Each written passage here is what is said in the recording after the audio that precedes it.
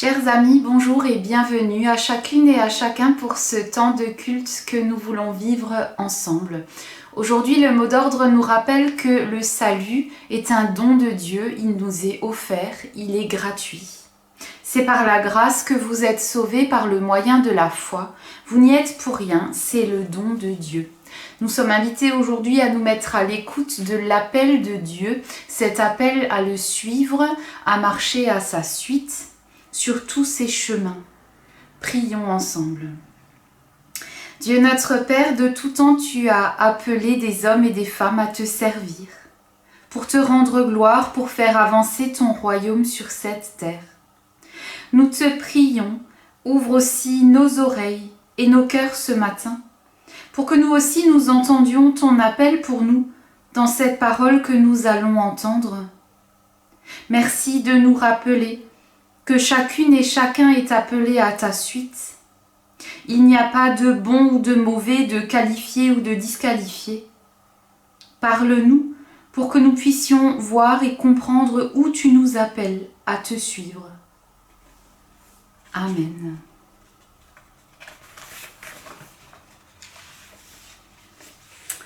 Chers amis, aujourd'hui le texte que nous allons entendre se trouve dans la première lettre de Paul aux Corinthiens. Il nous parle de la croix. En effet, dit Paul, la prédication de la mort du Christ sur la croix est une folie aux yeux de ceux qui se perdent. Mais pour nous qui sommes sauvés, elle est la puissance même de Dieu.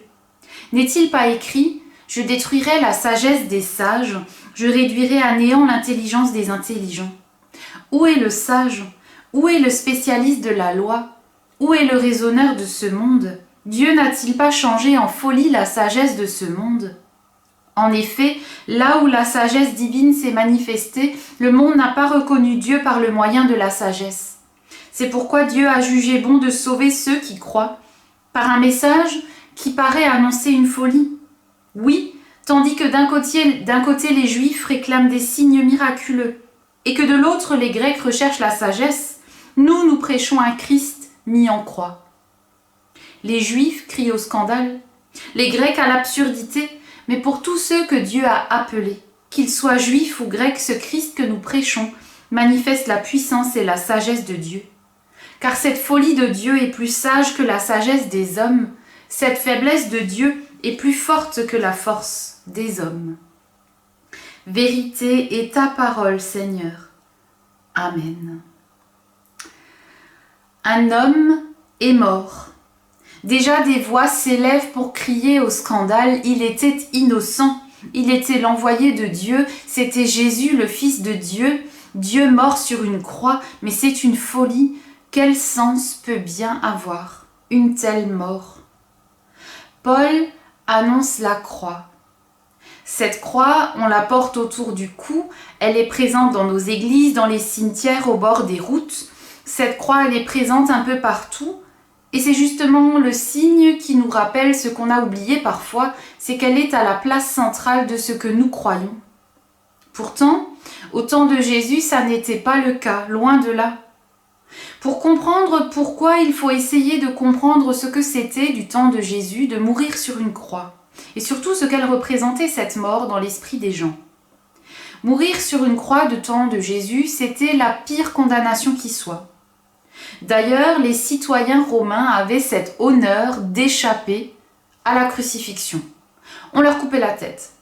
Bon, au final, le résultat était le même, c'était juste un petit peu plus rapide et certainement moins douloureux. Mourir sur une croix, c'était la pire des condamnations parce qu'on mourait dans d'atroces souffrances. Et ce que nos évangiles ne laissent pas toujours paraître, c'est que ce supplice durait des heures et, à la vue de tous, on était exposé. On installait d'ailleurs sous les fesses des crucifiés une petite planche en bois pour qu'ils puissent s'appuyer dessus et donc soulager leur dos et reprendre un peu leur souffle. Parce qu'en fait, quand on mourait crucifié, on mourait étouffé. Mais le problème, c'est que ce soulagement temporaire rallongeait encore la durée du supplice. C'est d'ailleurs la raison pour laquelle on nous le raconte dans les évangiles. Si ça durait trop longtemps, on cassait les jambes des suppliciés pour accélérer leur mort. Pas par pitié pour eux, loin de là, juste parce qu'on avait autre chose à faire. La crucifixion, c'était la pire des condamnations. la pire des morts. Elle était donc devenue une mort honteuse, puisqu'elle était réservée aux pires criminels. Honteuse pour la personne qui mourait, mais aussi honteuse pour la famille du condamné. Alors imaginez ce que cela voulait dire autant pour les disciples que pour tous les humains de l'époque, que Jésus, celui que tout le monde appelait le Fils de Dieu, que ce Jésus soit mort sur une croix. C'était inimaginable, c'était impossible, c'était inconcevable. Dieu n'aurait jamais pu laisser son Fils mourir dans de telles circonstances. C'est inadmissible. Voyez-vous, déjà à l'époque, les gens avaient cette tendance que nous avons parfois aujourd'hui de prendre la place de Dieu et de savoir mieux que lui ce qui est acceptable et ce qui ne l'est pas. Nous aussi on fait ça parfois. On décide ce que Dieu devrait pouvoir faire ou pas et on décide ce qui est acceptable ou pas de la part de Dieu. Parce que si Dieu est Dieu, il ne peut pas faire ceci ou pas cela. Ah non Seigneur, moi qui te connais et qui te sers depuis des années, comment peux-tu me faire ça? À l'époque déjà, les gens avaient imaginé que la croix, ça n'était pas acceptable de la part de Dieu. Et les gens se sont donc mis à douter de l'amour et de la bonté de Dieu, parce que la croix c'était trop violent, trop inacceptable, trop difficile. Et nous aussi parfois, nous doutons parce que le chemin que le Seigneur nous demande de parcourir est parfois trop difficile, trop violent, trop rude pour nous. Et on peut le comprendre. Est-ce que on peut accepter qu'un Dieu d'amour nous laisse souffrir, le martyre, souffrir d'une grave maladie, d'un cancer, de douleur? Est-ce qu'on peut accepter qu'un Dieu d'amour laisse une famille se déchirer, laisse permettre la guerre? Tant de questions qu'on peut se poser. Paul va nous rappeler que tout l'enjeu, c'est de ne pas nous laisser envahir par ce doute. Il nous raconte la réaction de deux catégories de personnes devant le message de la croix, les Juifs et les Grecs. Les Grecs, vous le savez, étaient pendant longtemps, aujourd'hui peut-être encore dans notre esprit, les champions de la logique et de l'intelligence. Ce n'est pas pour rien si la plupart des philosophes et des mathématiciens sont grecs. Demandez aux jeunes qui ont passé leur bac, ils vous parleront certainement de Platon, Socrate, Euclide, Pythagore, etc. Les Grecs étaient réputés pour ce qu'ils avaient dans leur tête. Et quand Jésus est mort sur la croix, ils ont essayé de comprendre cette mort avec leur intelligence. Pour eux, la croix, c'est donc une folie. Le mot en grec est d'ailleurs encore beaucoup plus fort que le mot français. La folie pour le grec, c'est ce que l'intelligence ne peut même pas approcher, tant c'est incompréhensible et absurde. Les Grecs voulaient rationaliser, comprendre avec leur intelligence, avec leur tête, comment la croix peut avoir un sens. Mais ce que dit Paul, c'est que la croix, elle ne se démontre pas, elle ne s'explique pas, elle se prêche.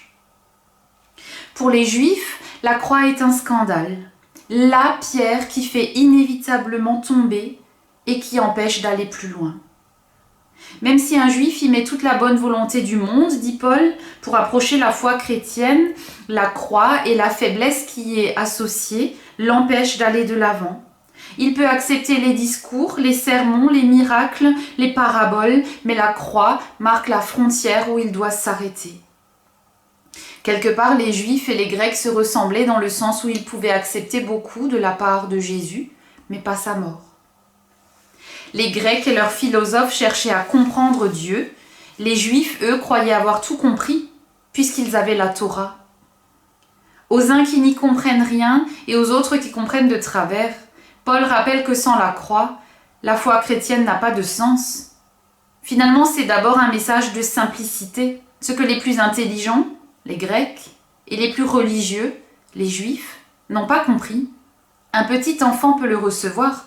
Jésus est mort sur la croix, pour moi. Voilà la sagesse de Dieu de faire de son message quelque chose que même les petits peuvent comprendre, mais quelque chose de souvent inaccessible à ceux qui ne comptent que sur ce qu'ils croient déjà savoir, à ceux qui ne voulaient compter que sur leur savoir ou sur leur religiosité.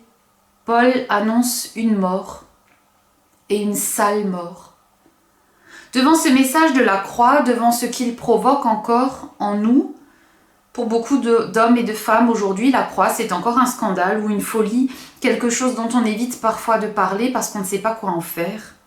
La première réaction, ce serait d'arranger le message de la croix pour en faire quelque chose d'acceptable.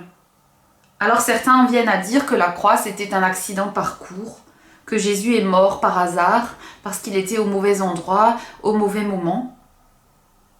C'est plutôt ce que moi je trouve scandaleux. Si on arrange le message de la croix, alors il faut aussi arranger le message du salut.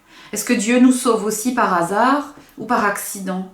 Est-ce que Dieu nous pardonne par hasard? Non. La croix nous est déjà annoncée dans l'Ancien Testament. De toute éternité, elle nous est annoncée. Dieu a voulu, a choisi de nous pardonner et de nous sauver. Il l'a fait à travers la croix. Rien à ajouter à ça, rien à en enlever. Et heureusement pour nous, c'est ce qui fait la force de la croix. Elle nous interroge, elle nous dérange. Elle nous oblige à abandonner nos moyens, nos techniques, nos réponses toutes faites, pour nous mettre à l'écoute de cette autre voix, une voix différente de celle que nous avons l'habitude d'entendre.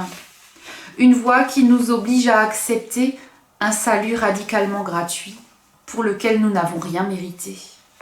Et ça nous dérange aussi quelque part. À Golgotha, Dieu se montre faible parmi les faibles, dans l'agonie, dans le dénuement le plus total. Jésus étend ses bras, comme pour arrêter l'homme sur son chemin, et lui dit « Vois jusqu'où je suis allé, par amour pour toi. » C'est par l'amour qu'il cherche à régner en nous. Ce qui était peut-être le plus difficile à accepter pour les Juifs et pour les Grecs, c'est que leur sagesse ou leur piété ne servent à rien pour être sauvés. Et c'est peut-être ce qui nous dérange encore aujourd'hui.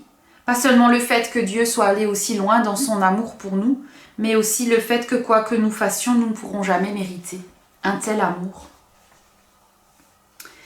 Au XIXe siècle, aux États-Unis, un condamné à mort a reçu un jour la grâce présidentielle. Il aurait dû être libéré. Mais pour une raison inconnue, il a refusé cette grâce. Alors un problème s'est posé au juge de l'époque. Est-ce qu'on peut mettre à mort quelqu'un qui a été gracié? Une commission de légistes s'est alors réunie pour examiner cette situation totalement inédite. Un gracié peut-il être mis à mort? Et la commission a rendu la conclusion suivante. Une grâce n'a de valeur que si elle est acceptée par la personne à qui elle est destinée. La croix, c'est la grâce de Dieu pour nous. Mais une grâce n'a de valeur que si elle est acceptée par la personne à qui elle est destinée. Sinon elle est vaine, inutile, creuse. Si nous acceptons cette grâce qui nous est donnée par la croix, alors elle pourra agir dans nos vies, nous donner la vie, la liberté, le pardon.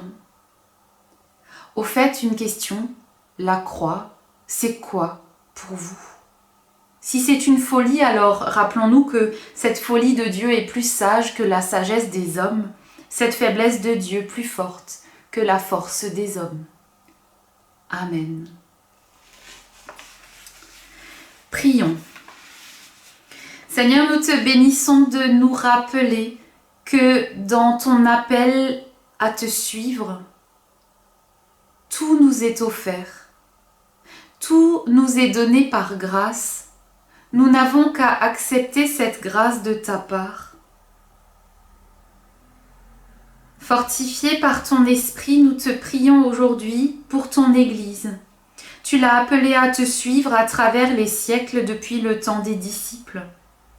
Et aujourd'hui encore, partout, Seigneur, tu appelles des hommes, des femmes et même des enfants à te suivre. Nous te prions, Seigneur, envoie encore beaucoup d'ouvriers. Parce que la moisson est grande, parce que notre monde a plus que jamais besoin d'entendre parler de toi. Donne-nous aussi d'entendre ton appel. Pour chacun de nous, tu as une place. Donne-nous de devenir bénédiction pour les forts et les faibles, pour ceux qui doutent et pour ceux qui sont sûrs d'eux. pour ceux qui sont tristes et pour ceux qui sont dans la joie. Aujourd'hui, Seigneur, nous te prions particulièrement pour les réfugiés. Le 20 juin, les Nations Unies ont célébré la journée mondiale des réfugiés. Nous te prions pour les millions de réfugiés qui se trouvent aujourd'hui en Jordanie, au Liban, en Syrie, en Cisjordanie, à Gaza, en Turquie, au Pakistan, au Liban, en Ouganda, en Éthiopie, en Jordanie, au Kenya, en République démocratique du Congo, au Soudan, au Tchad, au Cameroun et dans tant d'autres pays. Ouvre les yeux de nos dirigeants pour que la paix revienne, que ces personnes puissent rentrer dans leur terre, et quand cela n'est pas possible, qu'ils soient accueillis dignement chez nous. Tu nous as offert ton amour en Jésus-Christ. Il est notre espérance. C'est en lui que nous nous confions aujourd'hui et jusque dans l'éternité. Et c'est à sa suite que nous te prions. Notre Père qui es aux cieux, que ton nom soit sanctifié, que ton règne vienne, que ta volonté soit faite sur la terre comme au ciel. Donne-nous aujourd'hui notre pain de ce jour. Pardonne-nous nos offenses, comme nous pardonnons aussi à ceux qui nous ont offensés. Et ne nous laisse pas entrer en tentation, mais délivre-nous du mal. Car c'est à toi qu'appartiennent le règne, la puissance et la gloire, au siècle des siècles. Amen. Je vous souhaite une belle journée et une belle semaine, et que le Seigneur vous bénisse et vous garde. Amen.